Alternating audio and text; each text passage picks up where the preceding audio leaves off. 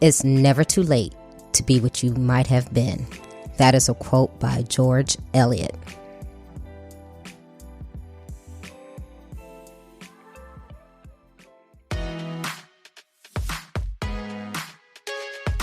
Welcome to Trina Talk. Trina Talk is a weekly podcast that will inspire and empower women of all ages to strive for the impossible. Your host, Trina L. Martin from TrinaMartin.com, is a motivational speaker, leader, and cyber tech expert. Every week, Trina will share wisdom gained from her life experiences and lessons learned while pursuing her goals to inspire you to achieve the next level in your life.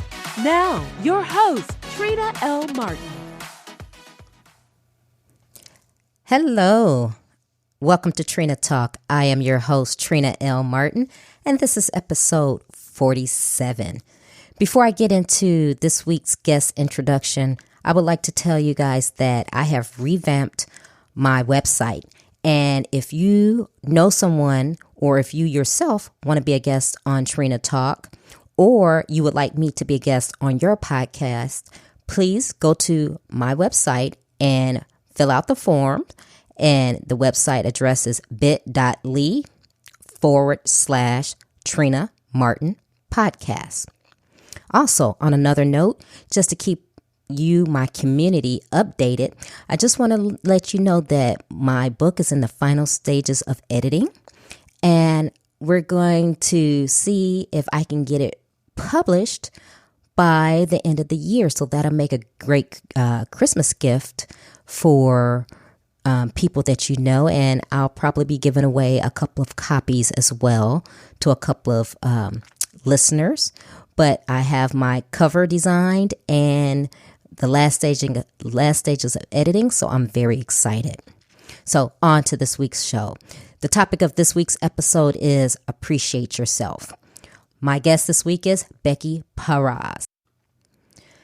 Becky doesn't fit in. She has worked for nearly 30 years in the construction industry, taking names and making one for herself. Beck makes her place in the world. She has never waited for a space to open for her. Moving beyond mentoring within the industry, Becky is now seeking highly motivated individuals who are looking for the next level of performance and mindset to success.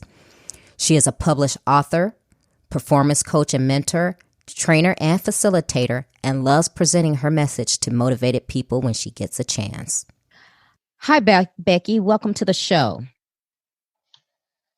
Hi, Trina. Thanks for having me. I'm glad you could be here. You're taking time out of your busy schedule from there in Australia, and I am just happy to be talking with you. And I see that you're a speaker and a writer.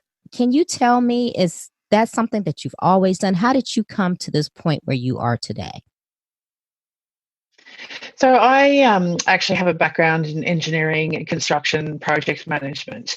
And one day my boss, my manager at the time, told me they needed to deliver some toolboxes, which under the Australian safety laws is information to pass on to your employees about how to work safe and all that sort of thing. So he nominated me for the very first one to deliver this 40-minute speech to 600 men essentially working on the team. And I'd never really done a lot of public speaking up until then. So after being very ill at the thought and having a wonderful team member create a PowerPoint for me, I delivered the talk, threw in a bit of humour, and actually received a standing ovation, as it was. I got applause for it. So not only having some immediate and spontaneous applause from about 600 men is a little bit addictive, my boss was also incredibly jealous in that he'd never seen anyone receive applause for a toolbox. So therein kind of became my addiction to public speaking. And I've been doing it for over 15 years now in various industry forums, women's forums, support groups for the industry. And now I'm branching out and doing a bit more in terms of getting out there and talking to more women, I suppose, about my message. So I tend to fall into these things, and that's how I fell into writing as well. I was actually looking for a friend who was interested in writing, and in discussions with the lady about what it was all about, she actually requested something from me. And based on one of the talks I'd given to a particular women's group, they seemed to have this premise that was quite unique to me, that men are taught a lot more things about how to do business and how to present and market and negotiate than women had access to. And of course, growing up in construction through my career, that was kind of fascinating to me to sort of realize that women perhaps didn't have these skills that I'd learned to take for granted. And so that sort of developed into not only a presentation, but it developed into a chapter that I sort of wrote about the secret language of men, because what I realized is if I knew this, I could impart that to other women and share that knowledge. And therein developed another addiction. Having written project plans and procedures and interpreted legislation and been fairly formal in my technical writing, the freedom to create outside of that format kind of sparked in me a real interest to kind of go, well, why stop here? And here we are about 5 years later. I've published my first book and I've got about 3 other non-fictions, and I'm developing a fiction series as well. So I really got that bug too. That's probably my background with that. It kind of glosses over the whole construction part, but I kind of say to people, I feel like I lead 3 lives in terms of the things that I do, and I don't quite know how I fit them all in, actually. That's so fascinating. I'm sitting listening to your story, and did you ever think, I mean, you're by trade, you're a construction engineer. Did you ever, was writing or speaking ever one of your passions or something that you ever wanted to do? Not initially, no. When I first got into this, I was more or less running away from my childhood. I had a fairly horrid childhood, dysfunctional family, alcoholic father, and lots of the associated abuse that came with that. So I was really seeking a way out of that. And engineering, I was good at maths and science. I did technical drawing, so I was kind of guided that way by guidance counsellors and school mentors and things like that, without having any idea what it was. So as I did my uni course and worked my way through uni to pay for it, I kind of developed not so much an interest in engineering, but with the business itself. And I think no one really thinks about how our houses and our offices and our roads and our bridges are built. So to have that whole behind the scenes element, that's what I was fascinated in, and that's where my career was. And obviously the money, because it was something I never had growing up, and it was very attractive because it meant I could have what I wanted, and I had freedom from my childhood. So that was much more my focus in my younger years. It really wasn't anything on my radar until I started doing a bit of, I suppose you could call it, self-help, and I did some coaching courses and things like that to kind of help me get past my childhood and stop some of those things that kept coming up around the imposter syndrome. I was told I never belonged as a child, and then I went into an industry as a female where I was told I never belonged. So there was a lot of baggage, and it wasn't until I started removing that baggage and unpacking it that all these other things became possible. And even then, I still wasn't kind of like, that's the career for me. I thought I was going to be a world famous project manager and get flown around the world to solve all these problems. And then, as I said, I developed the addiction to speaking and this addiction to writing, and now I'd like to get flown around the world to talk about all that sort of stuff as well. But I have integrated it all in some of my messages, I suppose, where I talk about resilience and confidence and leadership and a lot of those things that women tend to shy away from, like competition. I really embrace that stuff in terms of how it's helped me develop and how it's helped me challenge myself. And that's a part of the messages I try and get out in my various formats. So it's only really probably the last 10 years I've really developed that taste for speaking, for writing, and for being a far more public figure than I ever planned to be. And I'm glad you mentioned that. So that leads me to ask this question. In your career field, how was that being a woman in a primarily dominated male field? What kind of things did you encounter and that you had to overcome? So many things. So of course, with a childhood as it was, there was a lot of fear around men, a lot of fear around anger. And I'm talking 30 years ago when we didn't have a lot of the education we have around bullying and a more holistic approach about that people are actually people. So, the messages I first got when I came in was, this is a man's world and you don't really belong here if you want to stay fitting in.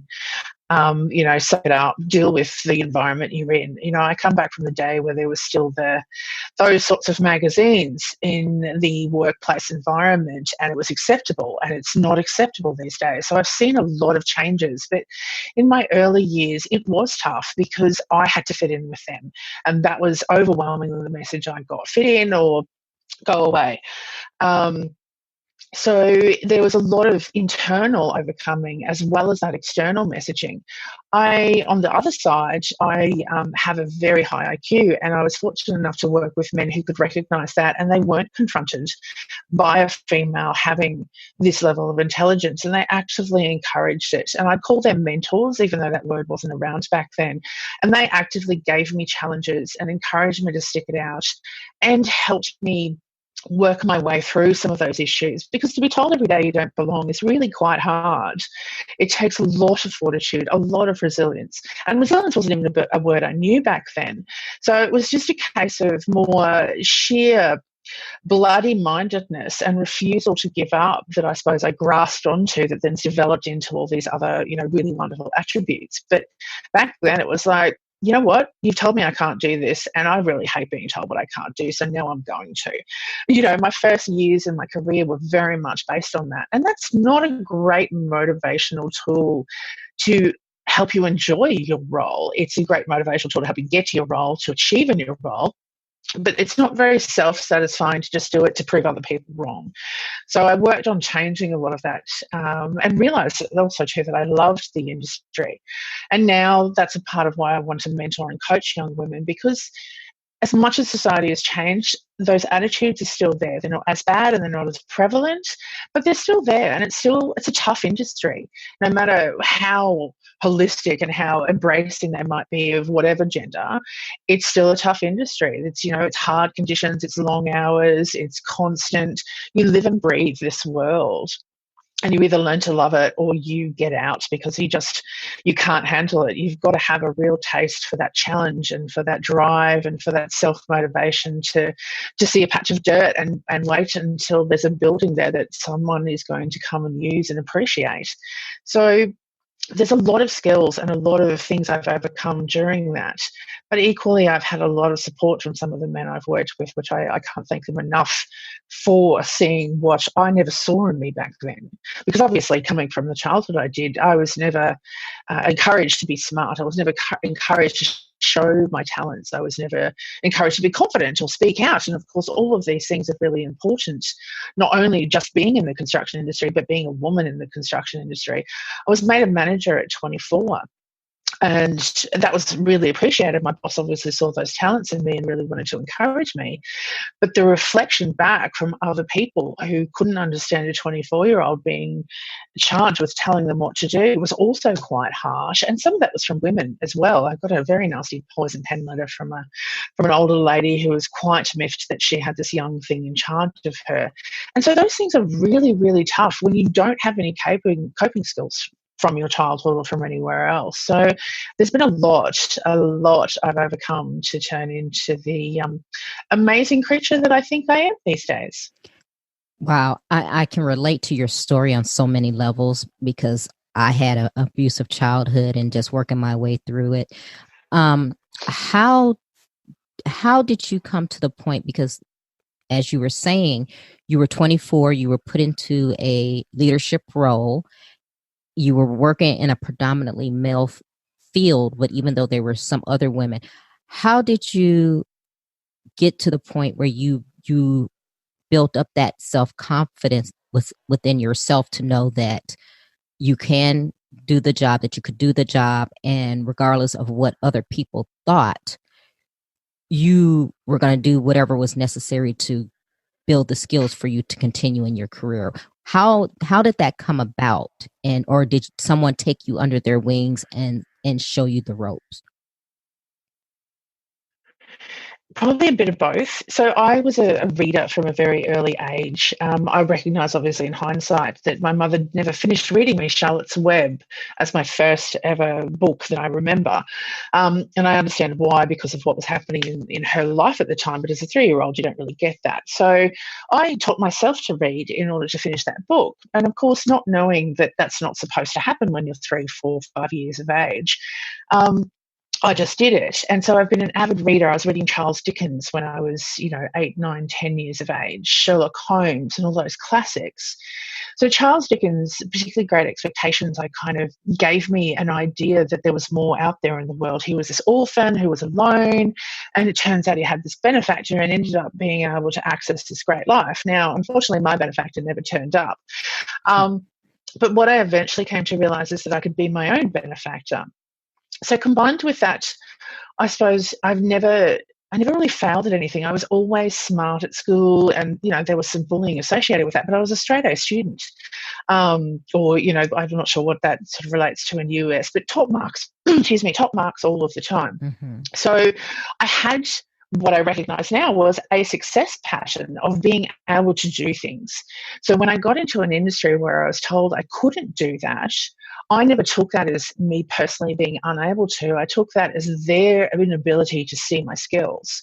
So what I realised is I was actually quite confident from quite a young age because of it, but I didn't know what that was because of all the other stuff and because of the issues and because of being told you don't fit in. It's very hard to work your way through that maze. But inside me, there was this, well, I know I can. I can learn. I can embrace this. I can educate. I can ask questions. And that's one of the benefits, actually, of being a woman in these types of industries is you're not afraid to ask questions. You're not afraid to look stupid. Because they already think that anyway. So, and it was a case of just engaging with people and kind of going, well, no, I don't know about it. That's why I'm asking you. You're the smart one. Can you share me the knowledge? And I had a bit of sarcasm, a bit of attitude in me. So some of them didn't react well, but some of them kind of saw the humor and kind of went, oh, well, yeah, actually, that seems fair enough. Why wouldn't you ask if you don't know? So I was embracing of all the knowledge. So I was just this little sponge that kind of tell me this and tell me this and tell me this. I know more about door handles than I ever thought I'd ever want to, but it's all knowledge and it's all useful and it all comes around in some point. So it's just a case of really looking back, knowing that I knew I could do anything. And that these external messages telling me I couldn't, again, it was that incentive to kind of go, well, that's not true, so I'm going to prove you wrong. Not quite understanding in a political environment, that's not the smartest thing to do with some of the bosses who were confronted by this very intelligent, very attitudinal young woman. So I made some mistakes in that realm, but what it did is gave me that drive to kind of never quit and kind of go, you think I don't belong here, I'm going to make a place for me here.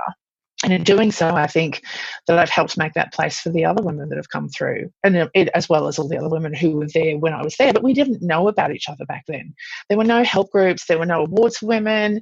There was nothing like that when I started. We all kind of did it ourselves, and we didn't know there were other women out there that we could maybe leverage from. So fortunately, as I said, I had some men who supported me through that. But really, it was that internal drive to kind of go, I'm no quitter. So as hard as it is, and as much as I don't want to, and as much as I hate my job or my boss or my environment right now, I'm not going to let this beat me. And that came to the fore when I was 18 and I was diagnosed with a chronic illness, rheumatoid arthritis. Now, most people think that's an old person's disease. Turns out not so much. And at 18, after working for a year and a half and doing my uni and sort of starting to get into that life I'd always dreamed I could possibly have, I was struck down with this crippling disease. I couldn't hold a hairbrush and brush my hair. I couldn't do up buttons. I had little old lady crippled hands and I couldn't walk. I shuffled. I was in huge amounts of pain. So once again, I had this challenge to kind of, give up. And that was the messages I was told. I went to some support groups and all that sort of stuff. But these were people who'd already lived their lives. There were no young people around to kind of share this experience. So, I'll just give up your career. Just stop what you're doing. Just do something else. And that kind of really set my spine straight, going, well, no. So that too, in that very early environment, in those very early years, kind of gave me the whole, screw you guy kind of thing. in terms of I had messages from the people, I had messages from my own body, and being obviously quite stubborn, I just kind of went, well, too bad, I'm going to do it anyway. So I had this real overwhelming life choice that doesn't matter, I'm going to do it. And I have, I was told I'd be in a wheelchair at 24. I'm 40 something, and I'm still walking. I was told the disease and its side effects would probably kill me before I turned 40. And I was in the US actually invited to be a speaker and doing a book signing tour. And I ended up in Vegas for my 40th birthday, celebrating it, kind of going, well, take that, everyone who told me I couldn't do it and wouldn't make it. Here I am, at the Grand Canyon, looking at the most amazing structure in the world, naturally formed. And I made it and I did it. So that's there's a whole lot more into that story, obviously, but I think that gives you sort of the highlights of what it took to actually make it and how deep I had to dig. Wow.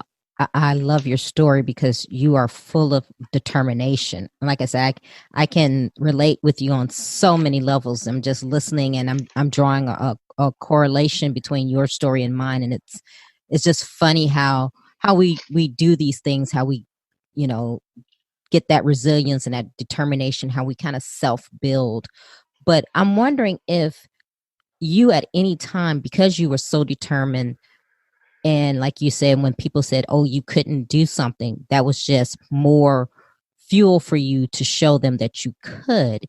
At any point, did you feel, you know what, I'm doing all of this to prove to them that I can do something and I'm really tired, or this is not something that I want to do? Did you ever have that feeling? Oh, absolutely. So not only the imposter syndrome, which is just a natural occurrence for women in that sort of environment, feeling like they don't belong and at any minute they're going to be outed, but I had the disease and I had a lot of medication. And when I realized that I hadn't dealt with a lot of my childhood, I just kind of buried it and put it away and ignored it. It all came crashing down. I had another boss who was confronted by what I was doing. He'd had some new people employed who did not like the fact that I had authority. So I was in this company where there were two people, excuse me, and they brought me in and I built their systems up, I built their projects up. I basically did everything behind the scenes except run the jobs out on the site. I took them from 70,000 a month to 10 million a month in a year and a half because of the efficiencies and the way that I work and all those things. So these people came in after seeing that. So they didn't understand my contribution and they probably didn't care either.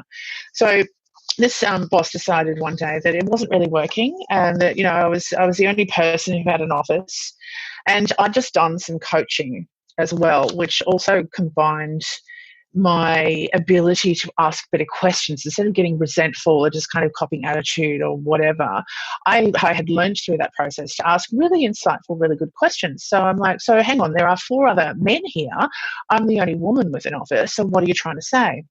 And he got really frustrated with this. And it finally dawned on me that this wasn't about my performance. This wasn't about any issues. This was about the fact that people in the office were uncomfortable and they just didn't want me there. So I kind of took that as much as I could with good grace at the time and said, okay, well, how about I leave and let's just call it that.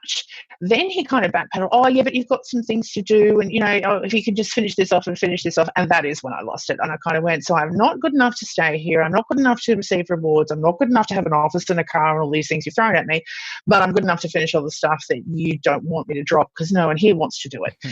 I said a few rude words and left. And said, no, you're on your own. And that was really powerful for me because I'd never, ever stood up for myself quite in that way with anyone before, and really just kind of going, you know what?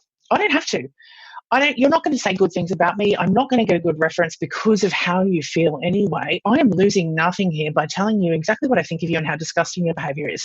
I'm done. So I hopped on that high horse and rode off. The problem was, as you rightly asked me, I had built up so much around my career and made that my life that when I walked away from that, I realized I had very little else. And so I neglected myself and put myself in a hospital for about 6 months, and I actually had to learn to walk again. So my disease became really active and I had it under really good control. I was working out. I had a PT, a personal trainer. Life was great. And then it just all came crashing down like a house of cards. what that taught me was that I needed more than my job and more than my environment. And so in that came an understanding that as much as I loved it, I didn't want to live it. Mm-hmm. And that's when I kind of went and did hobbies. And there's a funny story about that too. I kind of went and got hobbies like people get, I don't know, collector cards. So I went out and I did this hobby. I'm like, okay, great, I've done that. I've got a certificate, good. Then I went and did another hobby. I kind of didn't get this concept because of my childhood and all the rest of it. The hobbies were things you find that you like doing and you keep doing them. So that's always a bit amusing. So I kind of had this real exploration of what do I like? What do I do outside of work? And that was kind of fun. I did some oil painting. I did some really creative stuff, which as an engineer is kind of really contrasting. And that's probably where my interest in being creative and my love of it and the freedom that comes with it compared to what I'd been doing came through. So it took me another 10 years to find writing. But I think that was the start of that journey of I need something else. I need friends that I can go out and talk about that aren't from the industry. And we go and talk about other stuff. What other stuff is there? That's when I started to get interested in things like politics and, world issues. It's where I became more aware that a lot of women who had the childhood I had don't make it the way I did. They're not successful. That I defy the statistics because statistically speaking, with what I went through, homelessness, drug addiction, abusive behaviour, repeating those cycles, pregnant early, all that sort of thing is far more likely because those types of women, including myself, never had access to know that there was more and that they could be more, have more, do more. So that's when that journey sort of started to change. And that's when I started also, it all coincided, public speaking, getting outside a bigger world, talking to women's groups and kind of really opening my eyes to the world outside of construction because that was my whole world until that point. Wow. Amazing. And thank you. It just, and I'm glad you touched on the part about having your identity wrapped up into your job. Because I think a lot of people do that is they get so immersed in the job and trying to do well that they forget about themselves. And I'm a firm believer that you have to take care of yourself and not let that be your identity, because just like you said, they can dispose of you at, any time if they feel that, you're not who they like or doing what they want. But then only person you have is you, and you have to take care of yourself. It's just amazing. Very much so. And that's what I realized. There was very few people for me then, and I kind of went, well, if I don't look after me, there is no one else who's going to look after me. I really need to check in with what I'm doing to myself here.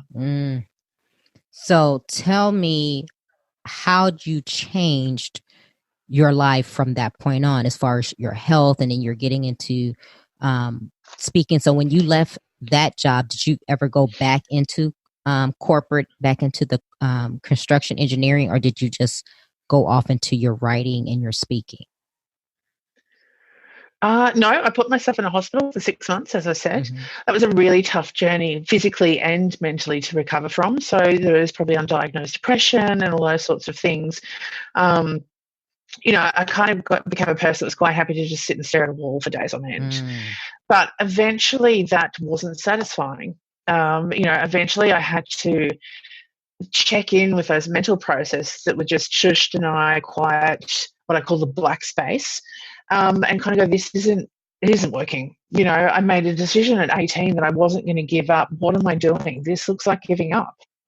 So a whole lot of self-talk, a whole lot of self-flagellation, a whole lot of not being very nice to myself, plus then trying to be nice to myself. I was very confused for a while. And then eventually I just kind of went, I need to get my stuff together. So that was then, okay, what do I want my life to look like? And that's when I started to use the skills and recognize the skills, confidence, resilience. I've been through so much. Was I going to really let this obnoxious man who was so inferior that he had to get me out of his environment actually determine the rest of my life? And sometimes you've got to ask yourself that question. It's like, am I really going to let that nothing make my decisions for me? And I realized that's what I was doing. So the journey out of the pitch was longer than I would have liked.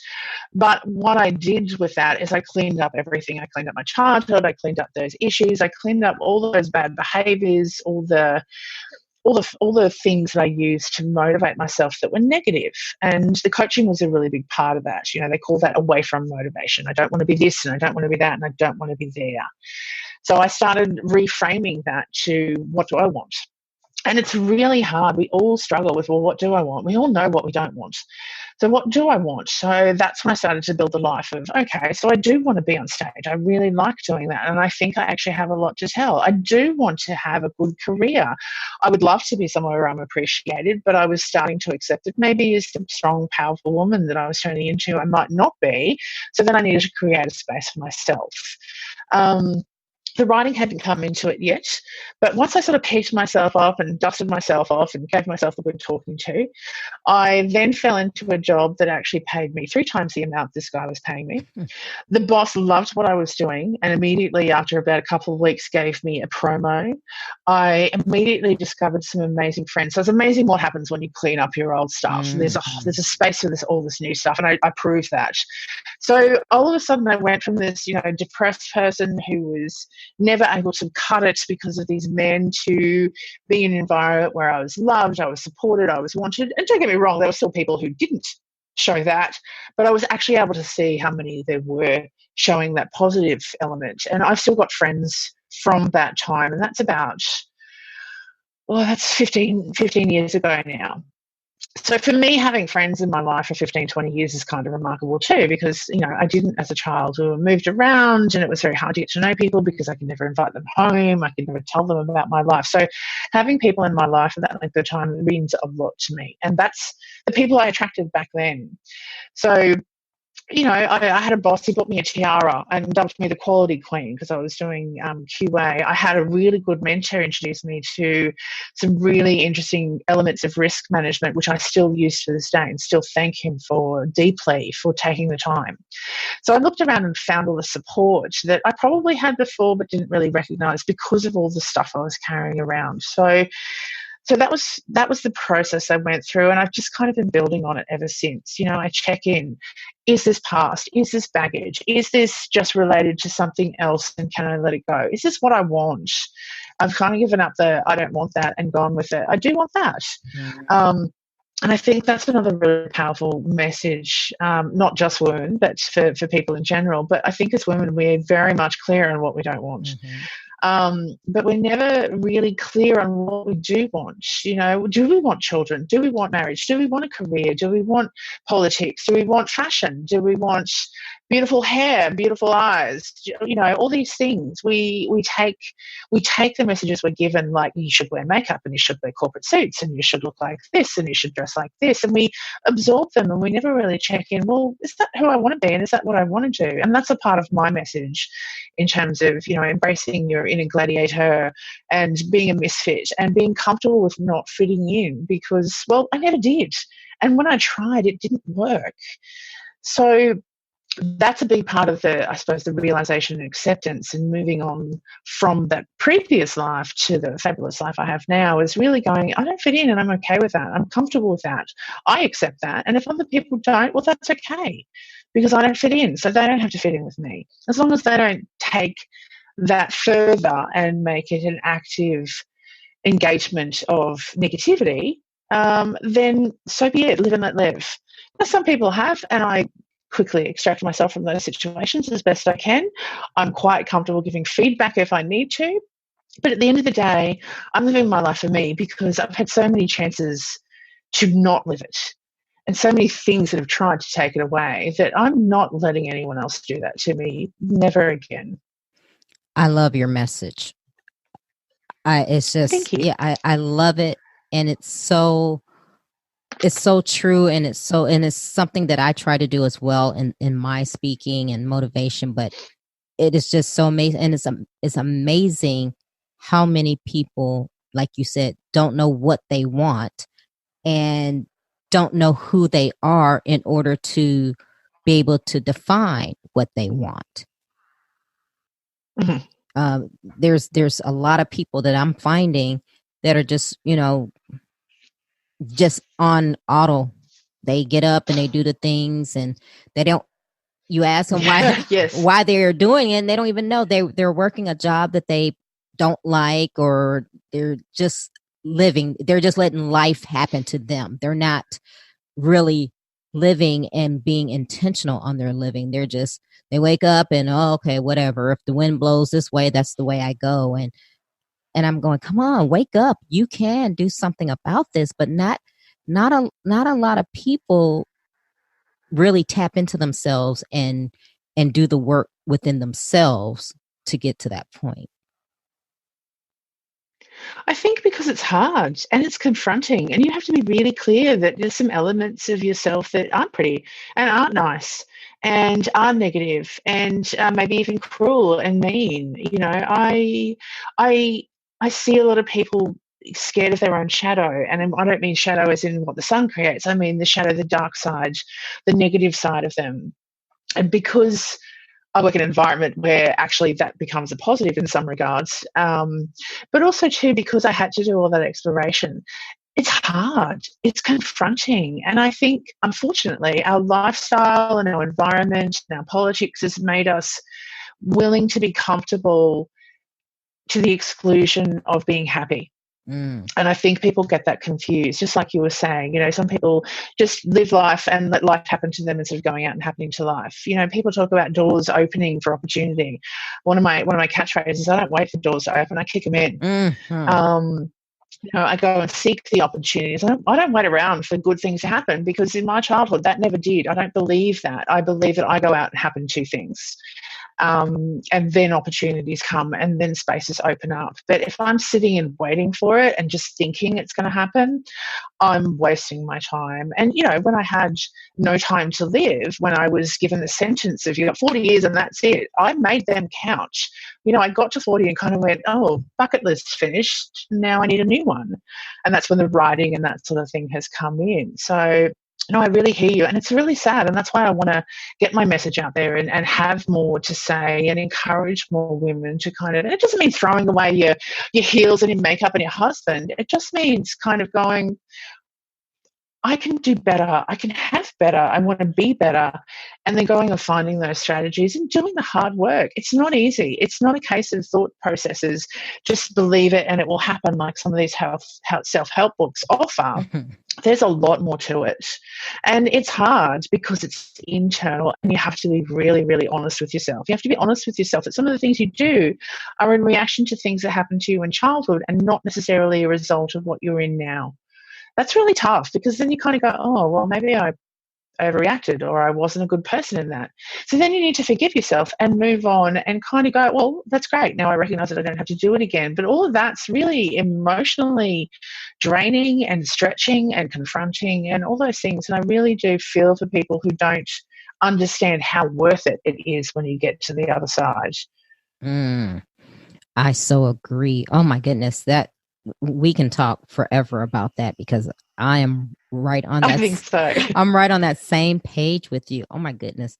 Oh, wow. So tell me, Becky, you said you've written books. Tell me about some of your books. Okay, so it started by contributing to anthologies, which were published in the US, actually. So a women's publishing group was the first person to approach me, and that was sort of books on various topics. So coaching, you know, sink, swim, or float, which is resilience, overcoming the good girl syndrome. I'm like, oh, I can write so much about that. So I was contributing a chapter each of these anthologies for a year or two, and then I kind of realised I like words and I'm very wordy. So I was always math oriented when I was a kid, and that's what everyone told me I was good at. But it turns out I have quite a talent for words. So this was really opening my eyes up to me realising that actually I'd been a writer most of my career. I'd just done technical writing, not creative writing. So discovering that difference and the freedom of creative writing, even though it was non-fiction, I had a lot to say, which you can probably tell from the interview, I have a lot to say anyway. So the idea of putting it into books and into words meant I could reach a wider audience, which meant I could reach more women, which meant I could share my message with more people. So that became a bit of a fire in my belly around that. So I contributed to about a dozen anthologies. I found a magazine, an empowerment magazine, which taught me how to write succinctly. So putting the same ideas that I put into, say, 3,000 words into 800 words. That was quite a challenge, actually, but that's why I embraced it, to kind of learn how to do that. So that all then became my first self-published book, The Words of Beck. So rather than encourage people to go and buy, 12 anthologies that maybe they won't necessarily get much out of, if they're just after my words, I kind of put it all into one book. So that's the book I have out now, Words of Beck. Probably more of a branding and marketing exercise, because obviously, and I think every author goes through this, once you've done the first one, you kind of go back and go, oh, so many things I should have done better and differently, and I'd change, etc. But it's there, and I am very proud of it. I probably haven't taken the time out to be proud of it enough, because it's just another thing I've done on the long list of things that I've done. So that, as I said, that gave me the bug. So now I want to write a book about what it's really like to live with a chronic illness, and, the non-pretty stuff. I want to write a book about, corporate fairy tales. So kind of taking that fairy tale world into the corporate environments and, having a bit of fun with that. But some lessons for our younger women who don't get exposed to the books we got exposed to, and the way we learnt lessons back then. They're not given resilience tools, they're not given confidence tools. I think in some ways, with social media and the world where it is, younger women have it actually harder than we did. We only had our immediate surrounds to tell us we didn't fit in and we weren't good enough. Now the whole world tells these young girls they're not good enough, and I can't even imagine how much of a struggle that is. So I want to be able to make these words available and train and support and coach and mentor these younger women to kind of go, don't listen to them. What do you want to do? Then just do it. No matter what, don't give in. Mm-hmm. Don't give up. Don't listen to the words. Get off social media if you possibly can, because I understand that's really hard to do these days. Mm-hmm. I mean, even I struggle. It's where the marketing is. It's where you've got to be present. Right. But it's just so full on. So I can't remember what the question was now. I think I got myself a bit distracted. But so I want to get more messages out there. I actually now want to, my fiction series is based in construction. I want to really honour where I've come from and the fact that I grew up in this industry. And I think I got more out of this industry than I would have anywhere else, because of the challenges it gave me both internally and professionally. I am who I am because of my career, 30 years in that industry. So I want to write a fiction series based in that. So I've got a few ideas. It's probably going to be a bit future based, maybe a little bit steampunky, and it's going to have lots of mayhem and crime and all sorts of stuff like that. Because I've got to make a story about it. But I'm really looking forward to kind of really genuinely bringing that construction world to life for people. So, and I think that there's a lot of merit in embracing the industry that you come from. Even if you don't like it, you've learnt so much from it, and there's so many skills that are translatable. And I see this everywhere. Women are like, oh, but I'm just this. Well, no, you're actually a negotiator. You've got client relations. You've got this, there's so many skills when you break down what you actually do that are transferable. But we as women aren't taught to look at that. We're just, oh, you're just a mother. Wow, I have 2 puppies. Which is a new innovation in my life. They're not puppies anymore. They're Rhodesian Ridgebacks, so they're now currently monsters, as I call them. But training them and dealing with them and potty training and all of that stuff, I'm like, whoa, there is no way I could have ever been a mother. I have puppies. I can throw mine outside for a couple of hours and I don't get arrested for that sort of behaviour. So really, I always appreciated women who have children, but this just gives me a whole new insight to them. Motherhood is not just raising a child. It's decision-making, it's resilience, it's emotional management, it's coaching, I can't even list the things. There are so many characteristics about being a mother that mothers should really, really embrace and realise how awesome they are to get up every day and deal with these little monsters and turn them into human beings. That's an incredible skill. So, I just think that we as women don't break down our skills and look at what we actually do. We just get it done. And because we don't get the accolades from the external, we don't take the time to give them to us internally. And I think that's really sad. I think that there's a lot less self-love out there because we don't take time to recognize how good we are for just getting out of bed some days is a really huge thing for people. Let alone then getting to your job and making decisions and talking nicely to people when all you want to do is hide under that blanket for a good 24 hours. These things are big. We don't think of them as big, but when we do it and we don't want to and it's hard and we just get up and we just make it happen and we just feed the babies and we just do the washing and we just drive to a job that we're not appreciated in and we do well in it, these are big things that people should recognise for themselves as resilience and skills and have some confidence in themselves and use that to drive themselves more and be happy. Be happy that you have these skills, even if you're not using them to your fullest advantage or you feel like you're not appreciated. Appreciate yourself. I think that's probably one of my biggest messages. Don't worry about what everyone else is saying, doing, or thinking. Worry about what you're saying, doing, and thinking, and try and make it as positive about yourself as possible. Because at the end of the day, if no one else does, at least you've got you doing that for you. Mm-hmm. Oh, yes, I totally agree.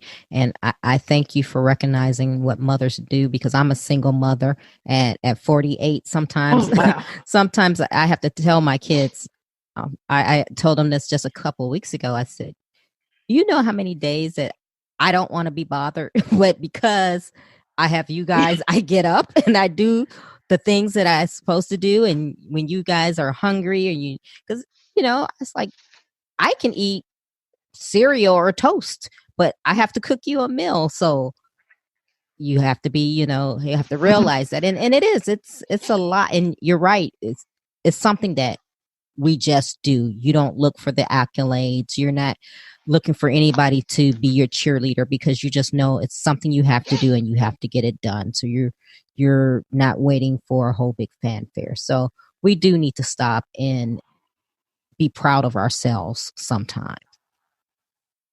Yes. So that was such a great segue. We're going to go into our 10 questions. So are you ready, Becky? I am. Okay. First question. Who or what motivates you? I motivate myself. I've been asked many times, what's my mentor? Who inspires me? I have a lot of people who inspire me now because I've gone looking for it, but at the end of the day, I inspire myself because I can't, and I haven't been able to count on anyone else up until I've had that sort of shift. But you know what? I actually inspire myself, and that's okay. Okay. What demotivates you? I think what demotivates me, I try not to let anything demotivate me, but I think if I let it, the state of the world, the divisiveness, the separation, the division that our media deliberately creates for sensation and for talking points between gender, between races, between religions, between countries, between North and South, between East and West. Anything that can create a divide is edified in our society currently, and we're all othering.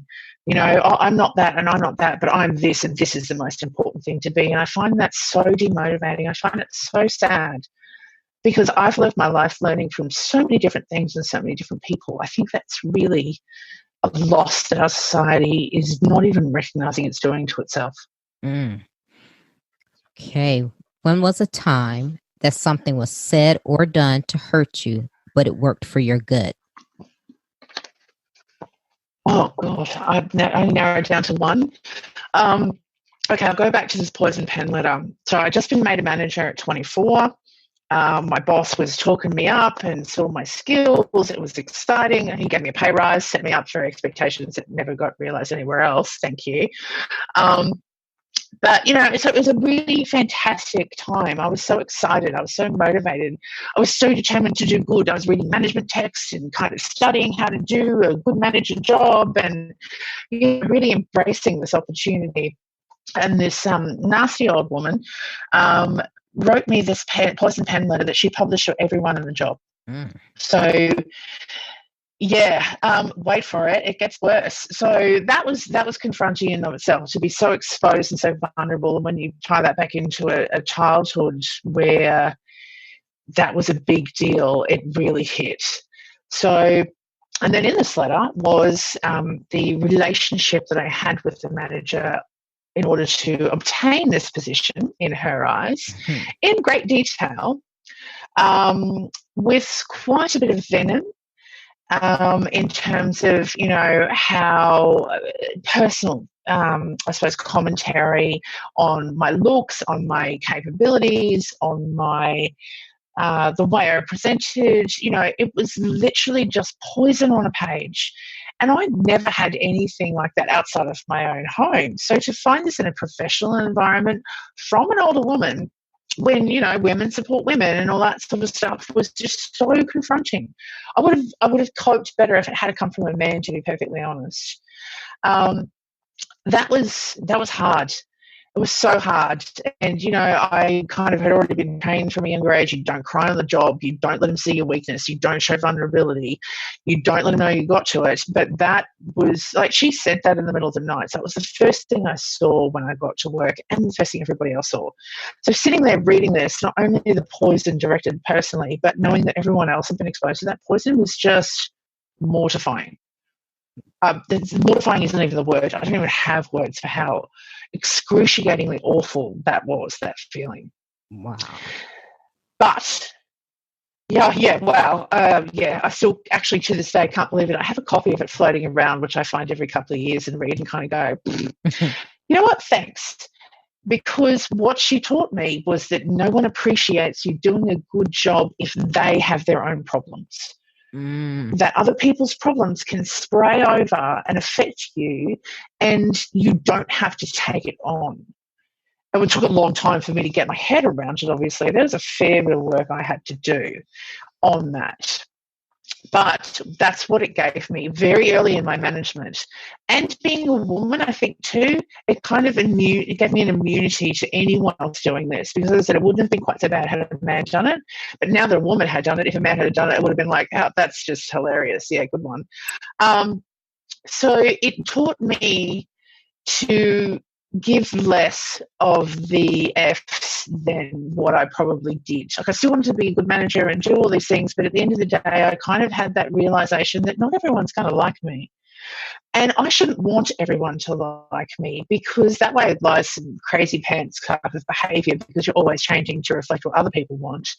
But also, too, that, I'm an auditor, I do quality. So if I kind of go 10% sample size is never going to be my fan, that's okay. So it forced me again to kind of really realise those things much earlier than I suppose some people do. At 24, you're not kind of generally getting that message. That's something that tends to happen later in life. So I got a lot of learning from that very early in my management journey, which is kind of, like I said, immuned me to the slings and arrows of others, shall we say, because there's always been interesting feedback on my management style and the type of person I am. I wear weird colours in my hair because I can. And the way I dress and the way I look and the colour I dye my hair does not impact the way I do my job and my capability in delivering. So it gave me that attitude very early of, like, you can judge me all you want, but at the end of the day, how about you judge what I do instead of who I am?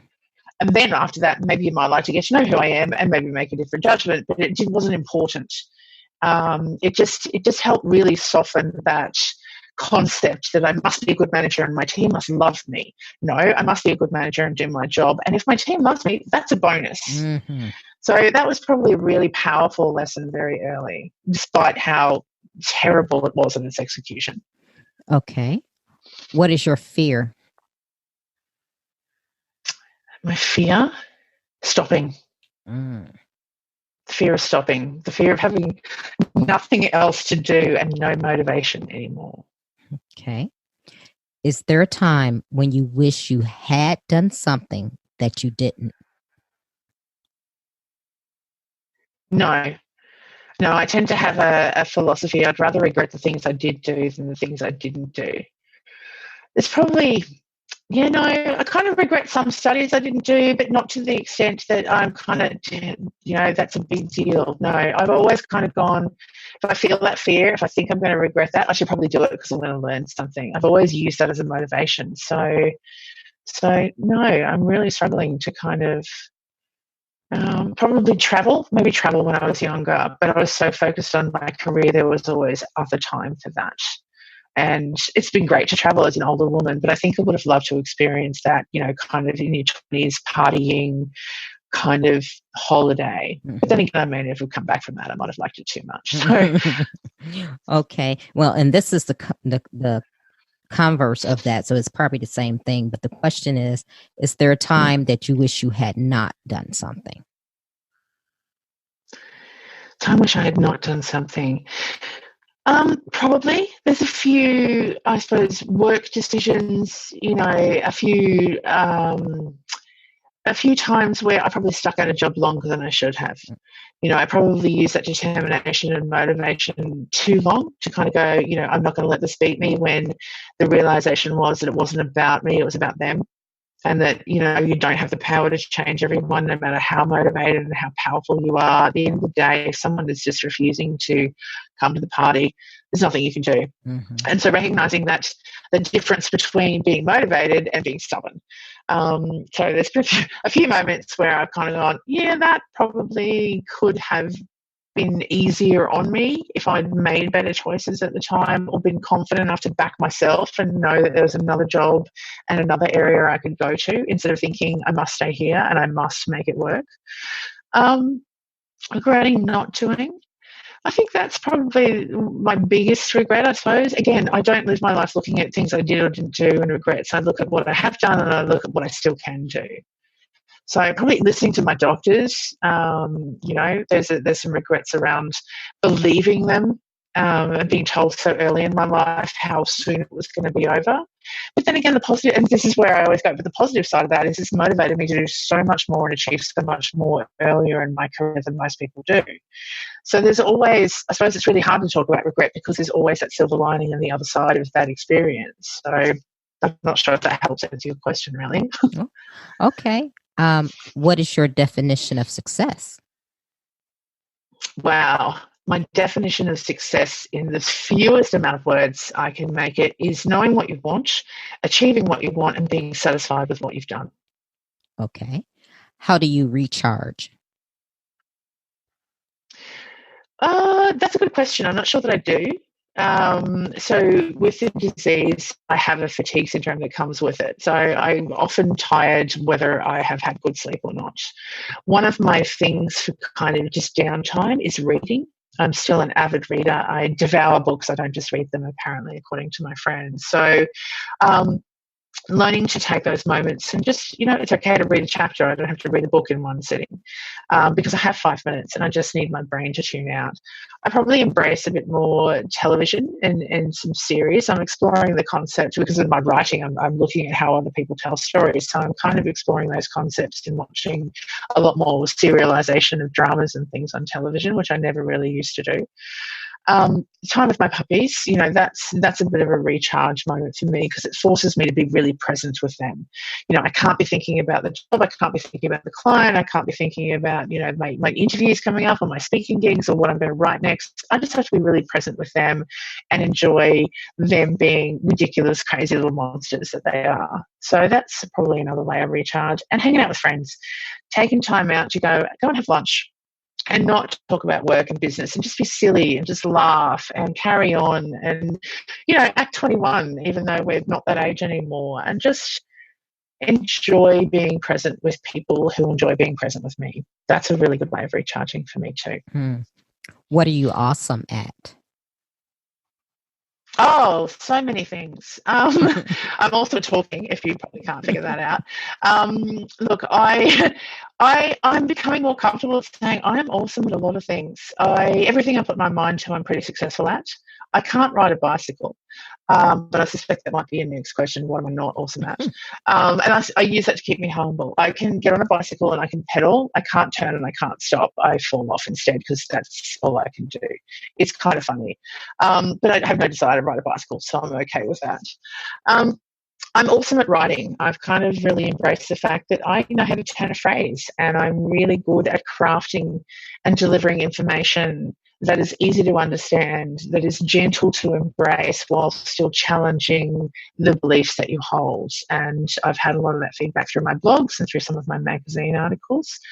I'm awesome at coaching. I have mentoring. I have some really amazing feedback that has caused me to sort of just check in about that. And, one young girl who was not from the construction industry at all, she's not really a young girl, she's a young woman, I should say, no construction knowledge, got a project management certificate, and was all bubbly and shiny-eyed about how wonderful this world was going to be. And I'm like, oh my God,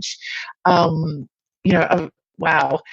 You've no idea what you're in for. And she was Muslim. So she has this whole life of living a certain way and having certain beliefs, particularly around interactions with men, that I was really challenged to obviously be very respectful of, but kind of also have to challenge because of the way construction is, and teaching her that it's okay to be confronting to men. It's okay not to believe them. It's okay to actually be more powerful than them. That was really, really challenging because, as I said, I don't want to be disrespectful to her religion and her beliefs and her family and all that sort of thing. So, and she was also of Malay descent, so she's not at all from my culture.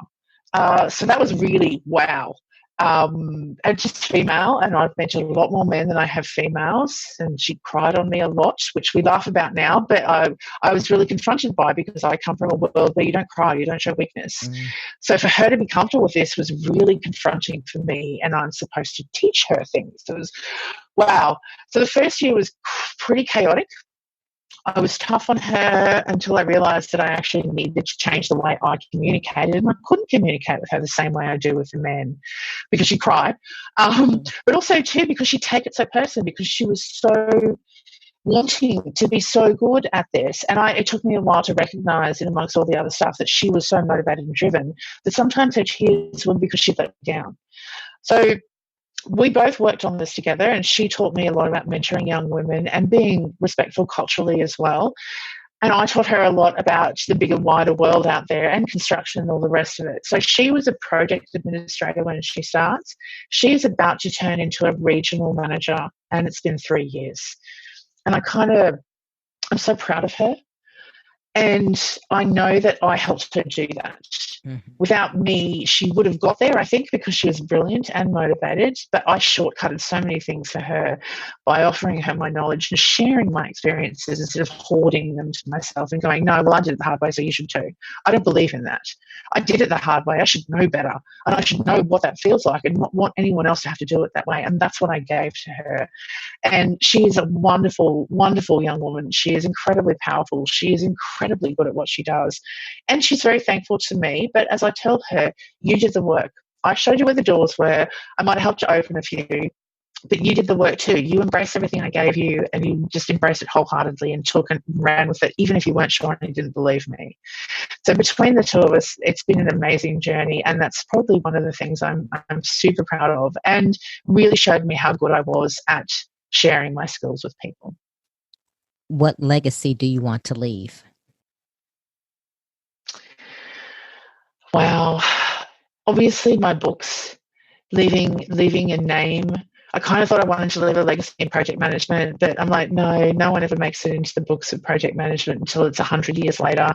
And then we talk about the men that build the bridges, not their wives who actually managed it for 15 years. That's a reference to the Franklin Bridge, by the way. So I'm a cover girl on a magazine for the first time ever, which is just kind of incredible to come from the childhood I have and the career that I have to being a glamorous cover girl on an empowerment magazine for women.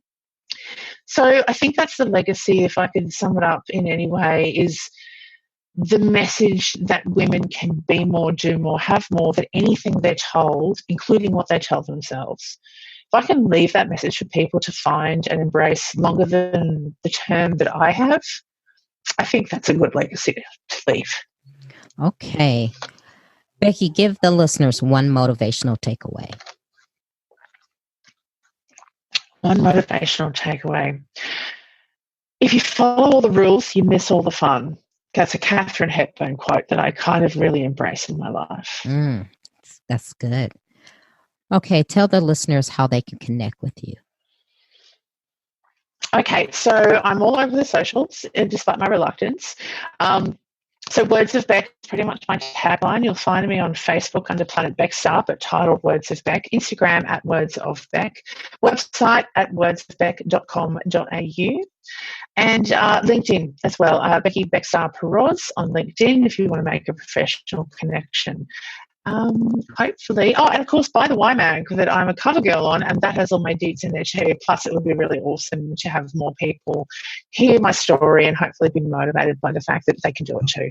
Oh, absolutely. Well, Becky, I want to thank you for taking time out and actually motivating and inspiring me and the listeners as well. And I want to thank you very much. I was really engaged when I found this opportunity because of your history with the military. I can only imagine how tough that is, and I get that we would have similar challenges in what we've done. So I want to say thank you for being one of those forerunners. And obviously being a single mom, I can't even imagine doing all those things. So it's just, I love talking to other amazing women. So thank you for this opportunity, and thank you to your listeners who make this possible. Oh, so kind of you. Thank you. If you like Trina Talk, please don't forget to go out to Apple Podcasts to subscribe. Also, who else in your life do you know that needs some motivation and inspiration in their life? Don't forget to share Trina Talk with them. I hope you have a great week. And remember, if you change your mindset, you can change your life. Keep striving, because success is a journey, not a destination. You can listen to Trina Talk anytime and anywhere. It's available on iTunes, Google Play Music, Stitcher, Spotify, and all other places that you can listen to podcasts. If you like the podcast, please don't forget to go to iTunes to subscribe, rate, review, and share. If you have questions for me or need inspiration on how to go to the next level, tweet me directly at Trina L. Martin.